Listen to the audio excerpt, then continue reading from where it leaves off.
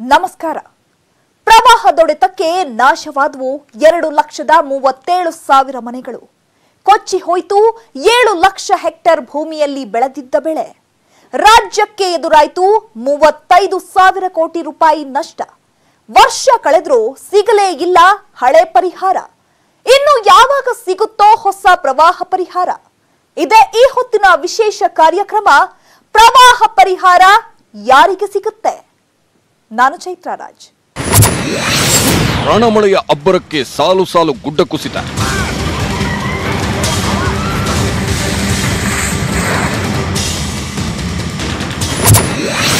ಪ್ರವಾಹದೊಡೆತಕ್ಕೆ ನೆಲಕಚ್ಚಿದ್ವು ಲಕ್ಷ ಲಕ್ಷ ಮನೆಗಳು.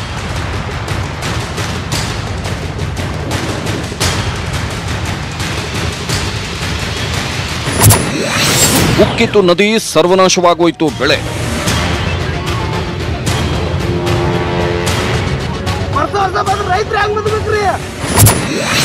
ಪ್ರವಾಹದಿಂದ ರಾಜ್ಯಕ್ಕೆ ಎದುರಾಯಿತು 35,000 ಕೋಟಿ ನಷ್ಟ.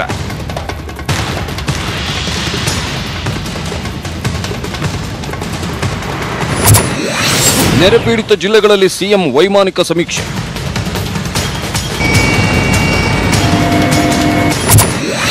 ಸಿಎಂ ವಿರುದ್ಧ ಪ್ರತಿಭಟಿಸಿದ್ರು ರೈತರು. ರೈತರಿಗೆ ಮರಣ ಶಾಸನ ತಂದಿರತಕ್ಕಂತ ರಾಜ್ಯದ ಮುಖ್ಯಮಂತ್ರಿಗೆ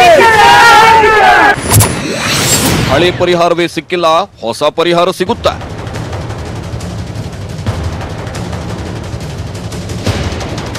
ಪ್ರವಾಹ ಪ್ರವಾಹ ಪ್ರವಾಹ ಪ್ರತಿ ವರ್ಷ ಕರ್ನಾಟಕವನ್ನ ಕಾಡುತ್ತಾನೆ ಬರ್ತಿದೆ. ಬರೆ ಮೇಲೆ ಬರೆ ಎಳೆದಂತೆ ವರುಣಾಸುರ ಪದೇ ಪದೇ ಕರ್ನಾಟಕವನ್ನ ಬಿಟ್ಟು ಬಿಡದೆ ಕಾಡುತ್ತಾನೆ ಇದ್ದಾನೆ. ಜಲರಾಕ್ಷಸನ ಆರ್ಭಟಕ್ಕೆ ಸಿಲುಕಿ ನಲುಗಿರೋ ಲಕ್ಷಾಂತರ ಕುಟುಂಬ ಇಂದಿಗೂ ಪ್ರವಾಹ ಪರಿಹಾರ ಸಿಗದೆ ಕಣ್ಣೀರಿಡುತ್ತಿವೆ. ಇಂಥ ಹೊತ್ತಲ್ಲೇ ಈ ವರ್ಷವೂ ರಣದಾಳಿ ಇಟ್ಟಿತ್ತು 3ನೇ ಪ್ರವಾಹ.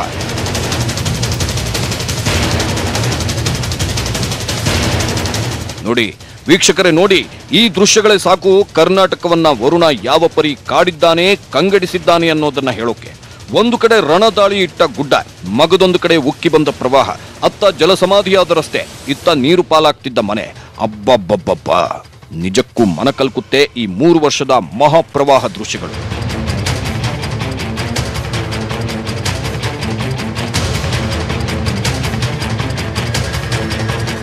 ಹೌದು, ಒಂದಲ್ಲ ಎರಡಲ್ಲ, ಸತತ 3 ವರ್ಷಗಳ ಕಾಲ ಕರ್ನಾಟಕ ಭೀಕರ ಪ್ರವಾಹಕ್ಕೆ ಸಿಲುಕಿದೆ. ರಣಮಳೆಯ ಅಬ್ಬರಕ್ಕೆ ಲಕ್ಷಾಂತರ ಜನ ಮನೆ ಮಠ ಕಳೆದುಕೊಳ್ಳುತ್ತಿದ್ದಾರೆ. ಅವರ ಕಣ್ಣಲ್ಲಿ ನೀರು ಬರ್ತಿಲ್ಲ, ರಕ್ತ ಕಣ್ಣೀರೇ ಬರುವಂತಾಗಿದೆ.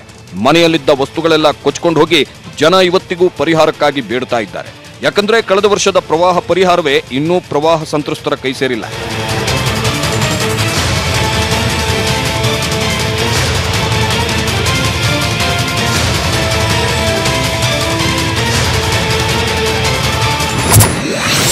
ಎರಡು 2019 ಪ್ರವಾಹಕ್ಕೆ ನಲುಗಿದ್ವು 103 ತಾಲೂಕುಗಳು. ಕಳೆದ ವರ್ಷ ಜಲಸಮಾಧಿಯಾಗಿದ್ವು 2,000 ಪ್ರಾಣಿಗಳು.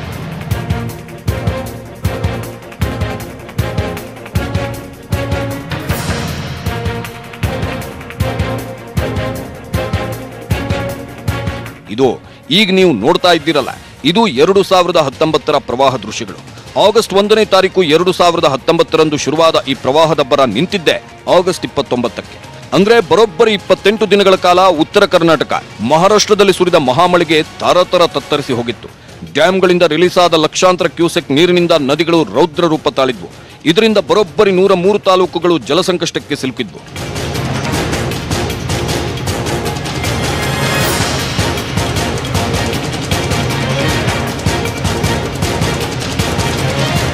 ಒಂದಲ್ಲ ಎರಡಲ್ಲ, 100ಕ್ಕೂ ಅಧಿಕ ಜನ ಈ ಪ್ರವಾಹಕ್ಕೆ ಸಿಲುಕಿ ಸಾವನ್ನಪ್ಪಿದ್ರು. 2,000 ಮೂಕ ಪ್ರಾಣಿಗಳು ಜಲಸಮಾಧಿ ಆಗೋಗಿದ್ವು. ಎದೆಮಟ್ಟಿಗಿನ ನೀರಿನಲ್ಲೇ ಅದೆಷ್ಟೋ ಜನ ಬದುಕಿದ ದೃಶ್ಯಗಳು ಕಂಡು ಬಂದಿದ್ವು. ಒಂದಲ್ಲ ಎರಡಲ್ಲ, ಉತ್ತರ ಕರ್ನಾಟಕದಲ್ಲೇ 40,000ಕ್ಕೂ ಅಧಿಕ ಮನೆಗಳು ಸರ್ವನಾಶವಾಗಿತ್ತು. 2,000 ಹಳ್ಳಿಗಳು ಜಲಸಂಕಷ್ಟಕ್ಕೆ ಸಿಲುಕಿ ವಿಲವಿಲ ಒದ್ದಾಡಿತ್ತು. ಅದರಲ್ಲೂ ಮುಖ್ಯವಾಗಿ ಭೀಕರ ಪ್ರವಾಹಕ್ಕೆ ಸಿಲುಕಿದ್ದೆ ಬೆಳಗಾವಿ ಜಿಲ್ಲೆ.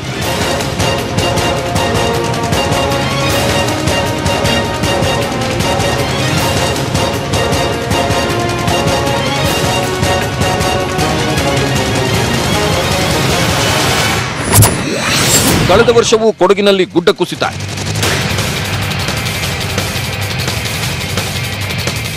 ಉತ್ತರ ಕರ್ನಾಟಕದ ಭಾಗದಲ್ಲಿ ಪ್ರವಾಹದಾರ್ಭಟ ಜೋರಾಗಿದ್ರೆ ಕೊಡಗಿನಲ್ಲಿ ಭೀಕರ ಗುಡ್ಡ ಕುಸಿತಗಳು ಕಂಡುಬಂದವು. ಲಕ್ಷ ಮನೆಗಳು ಕುಸಿದೋಗಿದ್ವು. 22 ಜಿಲ್ಲೆ ಕಂಪ್ಲೀಟ್ ಜಲವ್ಯೂಹಕ್ಕೆ ಸಿಕ್ಕಿ ನಲುಗಿತ್ತು. 7 ಲಕ್ಷ ಹೆಕ್ಟೇರ್ ಕೃಷಿ ಭೂಮಿಯಲ್ಲಿ ಬೆಳೆದ ಬೆಳೆ ಸರ್ವನಾಶವಾಗೋಗಿ ಅನ್ನಕ್ಕೂ ಬರ ಎದುರಾಗಿತ್ತು. ಹೀಗೆ ಕಳೆದ ವರ್ಷದ ಪ್ರವಾಹದಿಂದ ರಾಜ್ಯಕ್ಕೆ ಬರೋಬ್ಬರಿ 35,000 ಕೋಟಿ ರೂಪಾಯಿ ನಷ್ಟ ಎದುರಾಗಿತ್ತು.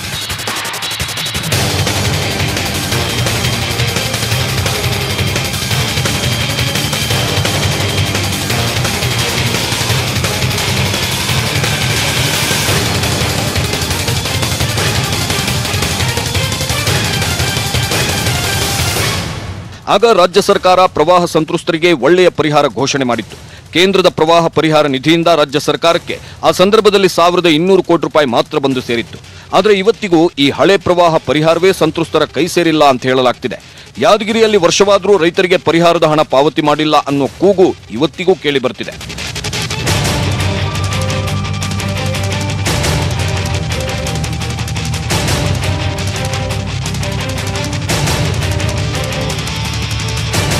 ಕಳೆದ ವರ್ಷ ಯಾದಗಿರಿಯಲ್ಲಿ ಬೆಳೆ ಹಾನಿಯಾದ 5,300 ರೈತರಿಗೆ 14.16 ಕೋಟಿ ರೂಪಾಯಿ ಹಣ ರೈತರ ಖಾತೆಗೆ ಜಮಾ ಮಾಡಿತ್ತಾದರೂ ಶೆಳ್ಳಗಿ, ಕುಳ್ಳೂರು, ಗೌಡೂರು, ಯಕ್ಷಿಂತಿ ಗ್ರಾಮದ ರೈತರಿಗೆ ಹಣ ಪಾವತಿಯಾಗಿಲ್ಲ ಎನ್ನಲಾಗ್ತಿದೆ.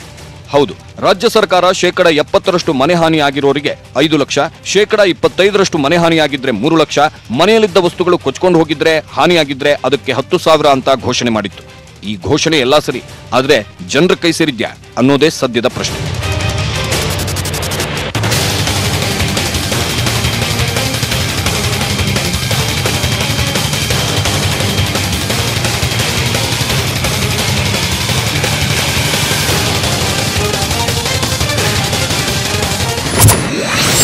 ಎರಡು 2018ರಲ್ಲೂ ಭೀಕರ ಪ್ರವಾಹ, ಸಿಕ್ಕಿಲ್ಲ ಪರಿಹಾರ.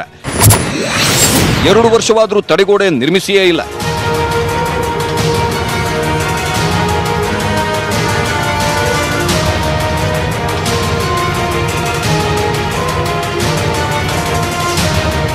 ಇದು ನೀವೀಗ ನೋಡ್ತಾ ಇದ್ದೀರಲ್ಲ, ಇದು 2018ರ ಪ್ರವಾಹ ದೃಶ್ಯಗಳು. ಮನೆ ಒಳ್ಳೆ ಸ್ಕೇಟಿಂಗ್ ರೀತಿ ಜಾರ್ಕೊಂಡು ಬೀಳ್ತಾ ಇದೆ. ಗುಡ್ಡಗಳು ಹಿಂಡಾಗಿ ಜಾರ್ಕೊಂಡು ಬರ್ತಿದೆ. ಮನೆಗಳು ಮುಳುಗಿವೆ. ಜನರ ಬದುಕು ನೂರ ಬಟ್ಟೆ ಆಗಿ ಹೋಗಿದೆ. ಇಂಥ ದೃಶ್ಯಗಳು ಕಂಡು ಬಂದಿದ್ದು ಕರ್ನಾಟಕದ ಕಾಶ್ಮೀರ ಅಂತಲೇ ಕರೆಸಿಕೊಳ್ಳೋ ಕೊಡಗಿನಲ್ಲಿ.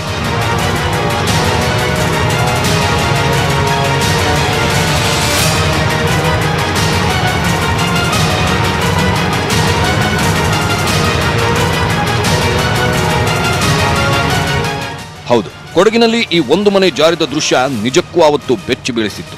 ಆಗ ತಡೆಗೋಡೆ ನಿರ್ಮಿಸೋದಾಗಿ ಸರ್ಕಾರ ಹೇಳಿತ್ತು. ಆದ್ರೀಗ 2 ವರ್ಷವಾದರೂ ತಡೆಗೋಡೆ ನಿರ್ಮಿಸಿಯೇ ಇಲ್ಲ. 2018ರಲ್ಲೇ ಅಲ್ಲ, 2019ರಲ್ಲೂ ಕೊಡಗು ಜಿಲ್ಲೆಯಲ್ಲಿ ಪ್ರವಾಹ ಎದುರಾಗಿತ್ತು. ಊಹೆಗೂ ಮೀರಿ ಹರಿದ ಕಾವೇರಿ ಪ್ರವಾಹದಲ್ಲಿ 100 ಕುಟುಂಬಗಳು ಮನೆ ಮಠ ಕಳ್ಕೊಂಡಿದ್ವು. ಅದರಲ್ಲೂ ವಿರಾಜಪೇಟೆಯ 65ಕ್ಕೂ ಅಧಿಕ ಕುಟುಂಬಕ್ಕೆ 1 ವರ್ಷವಾದರೂ ಪರ್ಯಾಯ ವ್ಯವಸ್ಥೆ ಕಲ್ಪಿಸಿಲ್ಲ. ಇಂಥ ಸಂದರ್ಭದಲ್ಲೇ ಈ ವರ್ಷವೂ ಕೊಡಗು ಜಿಲ್ಲೆನ ಉತ್ತರ ಕರ್ನಾಟಕದ 6ಕ್ಕೂ ಅಧಿಕ ಜಿಲ್ಲೆಯನ್ನ ಕಾಡಿತ್ತು ಭೀಕರ ಪ್ರವಾಹ. ಅದರಲ್ಲೂ ಅತಿ ಹೆಚ್ಚು ಜಲ ಸಂಕಷ್ಟಕ್ಕೆ ಸಿಲುಕಿದ್ದೇ ಬೆಳಗಾವಿ ಜಿಲ್ಲೆ. ಹಿಂಗಾಗಿನೇ ಬೆಳಗಾವಿ, ಬಾಗಲಕೋಟೆಯಲ್ಲಿ ಅತಿವೃಷ್ಟಿಯಿಂದಾಗಿರೋ ಹಾನಿಯನ್ನ ವೈಮಾನಿಕ ಸಮೀಕ್ಷೆ ಮೂಲಕ ಪರಿಶೀಲಿಸಿದ್ರು ಸಿಎಂ ಬಿಎಸ್ ಯಡಿಯೂರಪ್ಪ.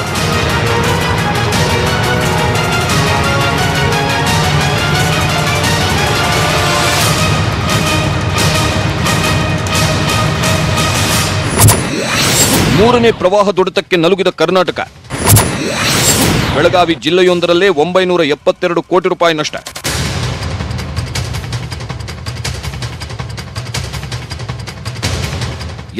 ಬೆಳಗಾವಿ ಜಿಲ್ಲೆ ಸತತ 2ನೇ ಬಾರಿ ಭೀಕರ ಪ್ರವಾಹಕ್ಕೆ ಸಿಲುಕಿ ಭಾರೀ ನಷ್ಟ ಅನುಭವಿಸಿದೆ. ಬೆಳೆಗಳು ಕೊಚ್ಕೊಂಡು ಹೋಗಿವೆ, ಮನೆಗಳು ನಾಶವಾಗಿವೆ. ಈ ವರ್ಷದ ಪ್ರವಾಹದಿಂದ ಬೆಳಗಾವಿ ಜಿಲ್ಲೆಗೆ ಬರೋಬ್ಬರಿ 972 ಕೋಟಿ ರೂಪಾಯಿ ನಷ್ಟವಾಗಿದೆ ಅಂತ ಜಿಲ್ಲಾ ಉಸ್ತುವಾರಿ ಸಚಿವ ರಮೇಶ್ ಜಾರಕಿಹೊಳಿ ಬಿಎಸ್ವೈ ಗಮನಕ್ಕೆ ತಂದಿದ್ರು. ಹೀಗಾಗಿ ವೈಮಾನಿಕ ಸಮೀಕ್ಷೆ ನಡೆಸಲು ಮಂಗಳವಾರ ಬೆಳಿಗ್ಗೆ 9 ಗಂಟೆಗೆ ಬೆಂಗಳೂರಿನ HALನಿಂದ ಬೆಳಗಾವಿಯತ್ತ ಪ್ರಯಾಣಿಸಿದ್ರು ಸಿಎಂ ಯಡಿಯೂರಪ್ಪ. ಅಲ್ಲಿಂದ ಸಾಂಬ್ರಾ ವಿಮಾನ ನಿಲ್ದಾಣಕ್ಕೆ ಬರ್ತಿದ್ದಂತೆ ಸಾಂಬ್ರಾ ವಿಮಾನ ನಿಲ್ದಾಣದಲ್ಲಿ ಕಪ್ಪು ಪಟ್ಟಿ ಕಟ್ಟಿಕೊಂಡು ಪ್ರತಿಭಟಿಸಲು ಆರಂಭಿಸಿದ್ರು ರೈತರು.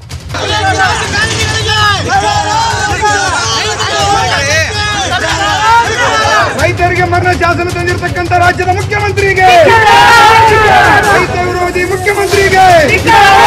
ಹೌದು, ಬೆಳಗಾವಿ ಜಿಲ್ಲೆಯಲ್ಲಿ ಕಳೆದ ವರ್ಷ ಭೀಕರ ಪ್ರವಾಹ ಸಂಭವಿಸಿದಾಗ ಜಿಲ್ಲೆಯ 30 ಗ್ರಾಮಗಳ ಸ್ಥಳಾಂತರಕ್ಕೆ ಸಿಎಂ ಯಡಿಯೂರಪ್ಪ ಭರವಸೆ ನೀಡಿದ್ರು. 1 ವರ್ಷ ಕಳೆದರೂ ಆ ಭರವಸೆಯನ್ನ ಈಡೇರಿಸಿಲ್ಲ. ಹೀಗೆ ಹಲವು ಪ್ರದೇಶಗಳಲ್ಲಿ ಪ್ರವಾಹದಿಂದ ಮನೆ ಕಳೆದುಕೊಂಡವರ ಗೋಳು ಮುಗಿಲು ಮುಟ್ಟಿದೆ. ಜೊತೆಗೆ ಯಡಿಯೂರಪ್ಪ ಜಾರಿಗೆ ತರಲು ಹೊರಟಿರೋ ಭೂ ಸುಧಾರಣಾ ಕಾಯ್ದೆಯ ವಿರುದ್ಧ ರೈತರು ದನಿ ಎತ್ತಿದ್ದಾರೆ. ಸುಧಾರಣೆ ಕಾಯ್ದೆ ವಾಪಸ್ ಆಗಲೇಬೇಕು. ಸುಧಾರಣೆ ಕಾಯ್ದೆ ವಾಪಸ್ ಆಗಲೇಬೇಕು. ಈ ವರ್ಷವಾದರೂ ಸಿಗುತ್ತಾ ನೆರೆ ಪರಿಹಾರ? ಈ ಪ್ರತಿಭಟನೆಯ ಮಧ್ಯೆಯೂ ಅತಿವೃಷ್ಟಿಯ ಸಮೀಕ್ಷೆಗೆ ಮುಂದಾದ ಬಿಎಸ್ ಯಡಿಯೂರಪ್ಪ ಬೆಳಗಾವಿ ಮತ್ತು ಧಾರವಾಡ ಜಿಲ್ಲೆಗಳ ಸಚಿವರು, ಸಂಸದರು, ಜಿಲ್ಲಾಧಿಕಾರಿಗಳೊಂದಿಗೆ ಸಭೆ ನಡೆಸಿದ್ರು. ಉಪಮುಖ್ಯಮಂತ್ರಿ ಲಕ್ಷ್ಮಣ ಸವದಿ, ಕಂದಾಯ ಸಚಿವ ಆರ್ ಅಶೋಕ್, ಗೃಹ ಸಚಿವ ಬಸವರಾಜ ಬೊಮ್ಮಾಯಿ ಕೂಡ ಉಪಸ್ಥಿತರಿದ್ದರು. ಸಭೆ ಮುಗಿದ ಬಳಿಕ ಸಿಎಂ ಯಡಿಯೂರಪ್ಪ ಹೆಚ್ಚಿನ ಪರಿಹಾರಕ್ಕಾಗಿ ಮುಂದಿನ ವಾರ ದೆಹಲಿಗೆ ತೆರಳುವುದಾಗಿ ಹೇಳಿಕೆ ನೀಡಿದ್ರು.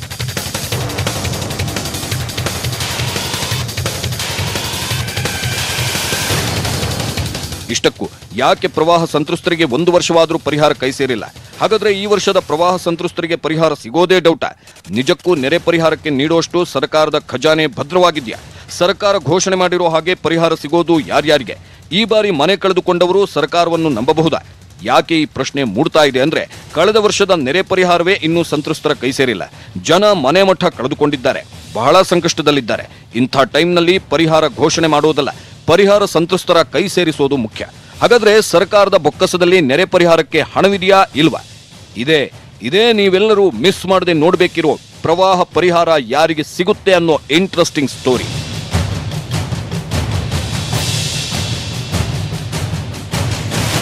ಪ್ರವಾಹಕ್ಕೆ ಸಿಲುಕಿ ನಡುಗಿ ಹೋದ 11 ಜಿಲ್ಲೆಗೆ ತಲಾ 5 ಕೋಟಿ ರೂಪಾಯಿ ಪರಿಹಾರ ನೀಡಿದೆ ರಾಜ್ಯ ಸರ್ಕಾರ. ಇದು ಯಾವ ಮೂಲೆಗೆ ಸಾಲುತ್ತೆ ನೀವೇ ಹೇಳಿ? ಹಾಗಾದ್ರೆ ಸರ್ಕಾರದ ಬೊಕ್ಕಸದಲ್ಲಿ ಎಷ್ಟು ಹಣವಿದೆ? ಈ ಪ್ರವಾಹ ಪರಿಸ್ಥಿತಿಯನ್ನ ನಿಭಾಯಿಸೋಕೆ ಸರ್ಕಾರದ ಮುಂದಿನ ಹೆಜ್ಜೆ ಹೇಗಿರಲಿದೆ? ಇದೆಲ್ಲವನ್ನ ಹೇಳ್ತೀವಿ ಸ್ಮಾಲ್ ಬ್ರೇಕ್ ಆದ್ಮೇಲೆ. ಭೀಕರ ಪ್ರವಾಹ. ಸತತ 3 ವರ್ಷಗಳಿಂದ ಲಕ್ಷಾಂತರ ಜನ ಮನೆ ಕಳ್ಕೊಂಡಿದ್ದಾರೆ. 3 ವರ್ಷವೂ ಸರ್ಕಾರ ಪರಿಹಾರ ಘೋಷಣೆ ಮಾಡಿದೆ. ಅದು ಸರಿಯಾಗಿ ಸಂತ್ರಸ್ತರ ಕೈ ಸೇರಿಲ್ಲ ಅನ್ನೋ ಮಾತುಗಳು ಹರಿದಾಡ್ತಿವೆ. ಹಾಗಾದ್ರೆ ಸರ್ಕಾರದ ಬೊಕ್ಕಸದಲ್ಲಿ ಹಣವೇ ಇಲ್ವಾ? ಈ ಕುರಿತ ರಿಪೋರ್ಟ್ ಇಲ್ಲಿದೆ ನೋಡಿ.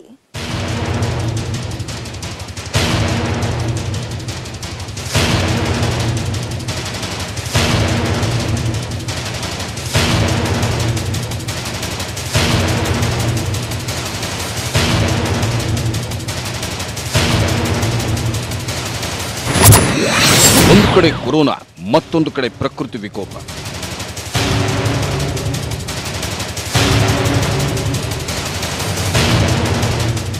ಈ ಕೋವಿಡ್ ಕಾರಣಕ್ಕೋಸ್ಕರ ಹಣಕಾಸಿನ ಸ್ಥಿತಿ ನಮ್ಮ ನಿರೀಕ್ಷೆ ಅಂತ ಇಲ್ಲ ಅನ್ನೋದು ನಿಮಗೆಲ್ಲ ಗೊತ್ತಿರುವಂತ ಸಂಗತಿ. ಇದ್ರ ಮಧ್ಯೆನೂ ಸಹ ನಮ್ಮ ಅಭಿವೃದ್ಧಿ ಕಾರ್ಯಕ್ಕೆ ತೊಂದರೆ ಆಗದ ರೀತಿ ಹೆಚ್ಚು ಹಣಕಾಸಿನ ಅನುಕೂಲವನ್ನು ಮಾಡಿಕೊಂಡು ಸಾಲ ಮಾಡಿ ಆದ್ರೂ ಈ ಕಾಮಗಾರಿಗಳು ಯಾವುದೇ ಕೆಲಸ ನಿಲ್ಲದೇನೆ ಅದು. ಹೌದು, ದೇಶಾದ್ಯಂತ ಕೊರೋನಾ ಸಂಕಷ್ಟದ ನಡುವಲ್ಲೇ ಪ್ರಕೃತಿ ವಿಕೋಪ ಕೂಡ ಕಾಡಿ ಕಂಗೆಡಿಸ್ತಾ ಇದೆ. ಅದರಲ್ಲೂ ಕೊರೋನಾ ಸಂಕಷ್ಟದ ನಡುವಲ್ಲೇ ಕರ್ನಾಟಕವನ್ನ 3ನೇ ಬಾರಿ ಕಾಡಿದೆ ಪ್ರವಾಹ. ಹಿಂಗಾಗಿ ರಾಜ್ಯ ಸರ್ಕಾರದ ಬೊಕ್ಕಸಕ್ಕೆ ಕೊರೋನಾದಿಂದಾಗಿ ಭಾರೀ ಹೊಡೆತ ಬಿದ್ದಿದೆ. ಆದಾಯದ ಮೂಲಕ್ಕೆ ಕಳೆದ 4 ತಿಂಗಳಿನಿಂದ ಕೊರೋನಾ ಹೊಡೆತ ಕೊಟ್ಟಿದೆ. ಏಪ್ರಿಲ್, ಮೇ, ಜೂನ್, ಜುಲೈ ಈ 4 ತಿಂಗಳಿಂದ ಸರ್ಕಾರದ ಆದಾಯ ಮೂಲಕ್ಕೆ ದೊಡ್ಡ ಪೆಟ್ಟು ಬಿದ್ದಂತಾಗಿದೆ.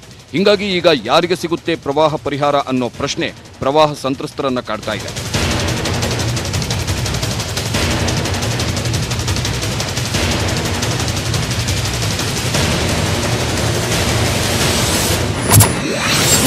$35 ವರ್ಷದಲ್ಲೇ ಕಡಿಮೆ ಆದಾಯ ಸಂಗ್ರಹ. ಈ ವರ್ಷ ವಾಣಿಜ್ಯ ತೆರಿಗೆಯಲ್ಲಿ ಭಾರೀ ಕೊರತೆ ಉಂಟಾಗಿದೆ. 2019ರಲ್ಲಿ 49,000 ಕೋಟಿ ರೂಪಾಯಿ ಸಂಗ್ರಹವಾಗಿತ್ತು. ಆದರೆ 2020ರ ವೇಳೆಗೆ ಕೊರೋನಾದಿಂದ ವಾಣಿಜ್ಯ ತೆರಿಗೆ ಸಂಗ್ರಹದಲ್ಲಿ ಅಂದಾಜಿನ ಪ್ರಕಾರ 35,000 ಕೋಟಿ ರೂಪಾಯಿ ಖೋತ ಆಗಿರುವ ಸಾಧ್ಯತೆ ಇದೆ. ಇನ್ನು ಅಬಕಾರಿ ಇಲಾಖೆಯಲ್ಲಿ 2019ರ ಏಪ್ರಿಲ್, ಮೇ, ಜೂನ್, ಜುಲೈನಲ್ಲಿ 17,000 ಕೋಟಿ ರೂಪಾಯಿ ಸಂಗ್ರಹವಾಗಿತ್ತು. ಆದರೆ ಈ ವರ್ಷ 4 ತಿಂಗಳಲ್ಲಿ ಅಂದಾಜು 12,000 ಕೋಟಿ ರೂಪಾಯಿ ಕೊರತೆ ಆಗಿರುವ ಸಾಧ್ಯತೆ ಇದೆ. ಇನ್ನು ಮುದ್ರಾಂಕ ಇಲಾಖೆಯಲ್ಲಿ ಈ ವರ್ಷ 6,000 ಕೋಟಿ ರೂಪಾಯಿ, ಮೋಟಾರು ವಾಹನ ತೆರಿಗೆ ಸಂಗ್ರಹದಲ್ಲಿ ಈ ವರ್ಷ 3,900 ಕೋಟಿ ರೂಪಾಯಿ ಕೊರತೆ ಆಗಿರುವ ಸಾಧ್ಯತೆ ಇದೆ ಅನ್ನೋ ಮಾತುಗಳು ಕೇಳಿ ಬರ್ತಿದೆ. ನಿಜ ಹೇಳಬೇಕು ಅಂದ್ರೆ ರಾಜ್ಯದ ಬೊಕ್ಕಸಕ್ಕೆ ಕೊರೋನಾದಿಂದ ಭಾರಿ ನಷ್ಟವಾಗಿದೆ. ಹಾಗಾದ್ರೆ ಈ ವರ್ಷದ ಪ್ರವಾಹ ಪರಿಹಾರ ಸಿಗುತ್ತಾ ಇಲ್ವಾ?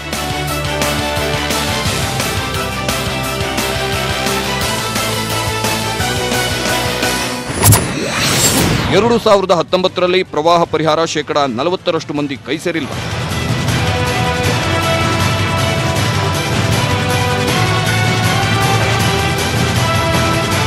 ಪ್ರಿಯ ವೀಕ್ಷಕರೇ, ಪ್ರವಾಹ ಸಂಕಷ್ಟ ಒಂದು ಕಡೆ ಆದ್ರೆ ಕೊರೋನಾ ಸಂಕಷ್ಟ ಮಗದೊಂದು ಕಡೆ ಕರ್ನಾಟಕವನ್ನ ಬಾಧಿಸ್ತಾ ಇದೆ. ಅದರಲ್ಲೂ ಈ ವರ್ಷ ಏಪ್ರಿಲ್, ಮೇ, ಜೂನ್, ಜುಲೈ 4 ತಿಂಗಳಲ್ಲಿ ರಾಜ್ಯಕ್ಕೆ ಕೋಟ್ಯಾಂತರ ರೂಪಾಯಿ ನಷ್ಟ ಉಂಟಾಗಿದೆ ಅಂತ ಅಂದಾಜಿಸಲಾಗಿದೆ.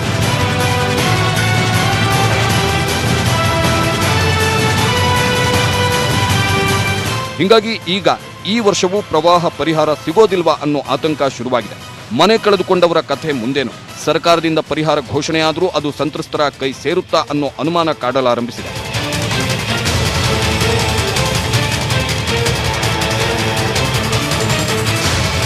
ಹೌದು, 2019ರಲ್ಲಿ 60% ಪ್ರವಾಹ ಸಂತ್ರಸ್ತರಿಗೆ ಮಾತ್ರ ಪರಿಹಾರ ಸಿಕ್ಕಿದೆ.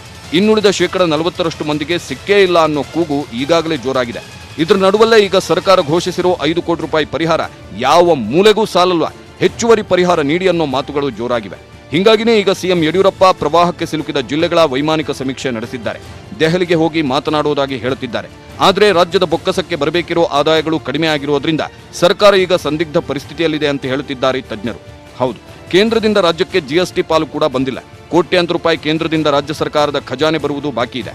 ಹಾಗಾದ್ರೆ ಹೇಗೆ ರಾಜ್ಯ ಸರ್ಕಾರ ಪ್ರವಾಹ ಪರಿಹಾರ ನೀಡುತ್ತೆ? ಹೇಗೆ ಹಂಚಿಕೆ ಮಾಡುತ್ತೆ? ಈಗ ಸರ್ಕಾರದ ಮುಂದಿರೋ ಆಯ್ಕೆಗಳೇನು? ಈ ವರ್ಷವೂ ಪ್ರವಾಹ ಸಂತ್ರಸ್ತರಿಗೆ ಪರಿಹಾರ ಸರಿಯಾಗಿ ಸಿಗುತ್ತಾ ಇಲ್ವಾ?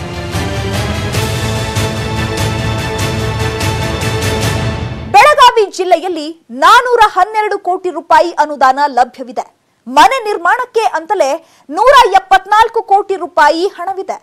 ಮನೆ ಕಳೆದುಕೊಂಡಿರೋ ಬೆಳಗಾವಿಯ 44.156 ಫಲಾನುಭವಿಗಳಿಗೆ 488 ಕೋಟಿ ರೂಪಾಯಿ ಪರಿಹಾರ ಬಿಡುಗಡೆಯಾಗಿದೆ. ಕೊರೋನಾ ಹಿನ್ನೆಲೆ ಆರ್ಥಿಕ ಪರಿಸ್ಥಿತಿ ಅವಲೋಕಿಸಿ ಪರಿಹಾರ ನೀಡಲು ಕ್ರಮ ಕೈಗೊಳ್ಳೋದಾಗಿ ಸಿಎಂ ಯಡಿಯೂರಪ್ಪ ಹೇಳಿದ್ದಾರೆ. ಹಾಗಾದ್ರೆ ಆರ್ಥಿಕ ಸಂಕಷ್ಟದ ನಡುವೆ ಹೇಗೆ ಸರ್ಕಾರ ಪರಿಹಾರ ನೀಡುತ್ತೆ? ಈ ಕುರಿತು ಮಾಹಿತಿ ಕೊಡ್ತೀವಿ. After a short break. ಕೊಚ್ಕೊಂಡು ಹೋಗಿದೆ. ಮನೆಗಳಿಲ್ಲದೆ ಬಾಡಿಗೆ ಮನೆಯಲ್ಲಿ ವಾಸ ಮಾಡೋ ಪರಿಸ್ಥಿತಿ ಬಂದಿದೆ. ಆಧಾರ ಸ್ತಂಭವಾಗಿದ್ದ ಸದಸ್ಯರನ್ನ ಕಳ್ಕೊಂಡು ತುತ್ತು ಅನ್ನಕ್ಕೂ ಪರದಾಡುವಂತಾಗಿದೆ. ಹಾಗಾದ್ರೆ ಅವರೆಲ್ಲರಿಗೂ ಹೊಸ ಜೀವನ ಕಟ್ಟಿಕೊಳ್ಳುವಂತ ಪರಿಹಾರ ನೀಡುತ್ತಾ ರಾಜ್ಯ ಸರ್ಕಾರ? ಇಲ್ಲಿದೆ ನೋಡಿ ಆ ಕುರಿತ ಸ್ಪೆಷಲ್ ರಿಪೋರ್ಟ್.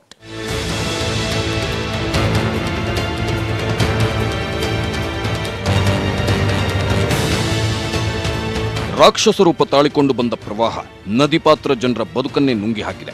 ಹೊಸ ಬದುಕನ್ನ ಮೊದಲಿನಿಂದ ಕಟ್ಟುವ ಪರಿಸ್ಥಿತಿ ಲಕ್ಷಾಂತರ ಜನರದ್ದಾಗಿದೆ.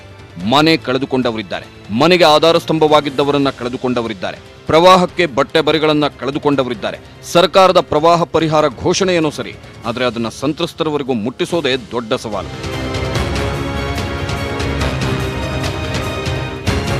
ಹೌದು, ಘೋಷಣೆ ಮಾಡೋದು ಸುಲಭ, ಆದರೆ ಹಣ ಬಿಡುಗಡೆ ಮಾಡೋದೇ ದೊಡ್ಡ ಸವಾಲು. ಕಳೆದ ವರ್ಷದ ಪರಿಹಾರ ಹಣವೇ ಕೈ ಸೇರಿಲ್ಲ ಅನ್ನೋ ಕೂಗು ಒಂದು ಕಡೆ ಇದೆ. ಇದರ ನಡುವಲ್ಲೇ ಕಡಿಮೆ ಪರಿಹಾರ ಘೋಷಣೆಯಾಗಿದೆ ಅನ್ನೋ ಮಾತು ಮತ್ತೊಂದು ಕಡೆ ಇದೆ. ಇದರ ನಡುವೆ ಹೆಚ್ಚುವರಿ ಪರಿಹಾರ ಘೋಷಿಸಿ ಅನ್ನೋ ಕೂಗು ಇದೆ. ಇಂಥ ಟೈಮ್ನಲ್ಲೇ ಕೊರೋನಾ ರಾಜ್ಯ ಖಜಾನೆಗೆ ಭಾರಿ ಹೊಡೆತ ಕೊಟ್ಟಿದೆ. ಈಗ ಕೇಂದ್ರದೊಂದಿಗೆ ಸರ್ಕಾರ ಮಾತುಕತೆ ನಡೆಸಿ ಅದು ರಾಜ್ಯ ಸರ್ಕಾರದ ಖಜಾನೆಗೆ ಬಂದು ಪ್ರವಾಹ ಸಂತ್ರಸ್ತರ ಕೈ ಸೇರೋದಿದೆಯಲ್ಲ, ಬಹಳ ದೊಡ್ಡ ಪ್ರೋಸೆಸ್. ಹಾಗಾದ್ರೆ ಸರ್ಕಾರ ಈಗ ಸಾಲ ಮಾಡುವ ಸಾಧ್ಯತೆ ಇದೆಯಾ? ಖಂಡಿತ ಇಲ್ಲ. ಸೊ ರಾಜ್ಯ ಸರ್ಕಾರ ಪ್ರವಾಹ ಪರಿಹಾರಕ್ಕಾಗಿ ಯಾವ ಸ್ಟೆಪ್ ತಗೊಳ್ಳುತ್ತೆ?